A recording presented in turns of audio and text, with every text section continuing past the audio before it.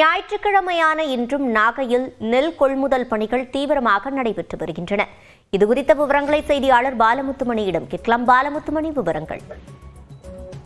சிவரஞ்சனி, நாகப்பட்டினம் மாவட்டத்தை பொறுத்தவரை கனமழை காரணமாக அந்த நெல் கொள்முதல் பணி என்பது பெருமளவில் முடங்கியது. குறிப்பாக கொள்முதல் செய்யப்பட்ட நெல் மூட்டைகளை ஏற்றுமதி செய்ய முடியாமலும், அதே போல புதிதாக விவசாயிகளிடமிருந்து கொள்முதல் நெல்லை செய்ய முடியாமல் தவித்து வந்தன. இந்த சூழல்ல ஞாயிற்றுக்கிழமையும் அரசு நேரடி நெல் கொள்முதல் நிலையம் இயங்கும் என்ற ஒரு உத்தரவின் அடிப்படையில கடந்த 2 வாரங்களாகவே அந்த பணி என்பது தொடர்ச்சியாக நடைபெற்றது. குறிப்பாக இன்று ஞாயிற்றுக்கிழமை இன்றும் கொள்முதல் நிலையங்கள் திறக்கப்பட்டு விவசாயிகளிடமிருந்து நெல் கொள்முதல் செய்யப்பட்டு வருகிறது. அது தவிர கொள்முதல் செய்யப்பட்ட நெல் மூட்டைகளும் குடோனுக்கு பாதுகாப்பாக ஏற்றுமதி செய்யும் பணியும் நடைபெற்று வருகிறது. அதாவது நாகப்பட்டினம் மாவட்டத்தில் கிட்டத்தட்ட 121 அரசு நேரடி நெல் கொள்முதல் நிலையங்கள் இன்று திறக்கப்பட்டு கொள்முதல் பணி என்பது முழு வீச்சில் நடைபெற்று வருகிறது. குறிப்பாக செத்தி, தங்கமங்கலம், பட்டமங்கலம், சிக்கல், திருக்குவளை, வாழக்கரை, எட்டுக்குடி உள்ளிட்ட பல்வேறு அரசு நேரடி நெல் கொள்முதல் நிலையங்கள் திறக்கப்பட்டு பணியாளர்கள் விவசாயிகளிடமிருந்து வரக்கூடிய அந்த நெல்லை குறிப்பிட்ட ஈரப்பதம், அதாவது 17% ஈரப்பதத்தில் அதனை கொள்முதல் செய்து லாரிகள் மூலமாக கிடங்குக்கு அனுப்பும் பணியில் ஈடுபட்டு வருகிறார்கள்.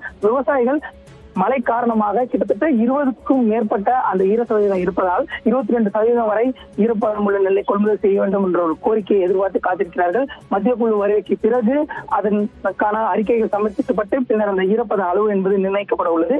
குறிப்பாக நாகப்பட்டினம் மாவட்டத்தை பொறுத்தவரை 78,566 மெட்ரிக் டன் நெல் இதுவரை கொள்முதல் செய்யப்பட்டுள்ளதாகவும் விவசாயிகளுக்கு 183 கோடியே 19 லட்சம் ரூபாய் வங்கி கணக்கில் வர வைக்கப்பட்டுள்ளதாகவும் மாவட்ட நிர்வாகம் சார்பில் தகவல் தெரிவிக்கப்பட்டது. சிவரஞ்சனி, விவரங்களை வழங்கியமைக்கு நன்றி பாலமுத்துமணி.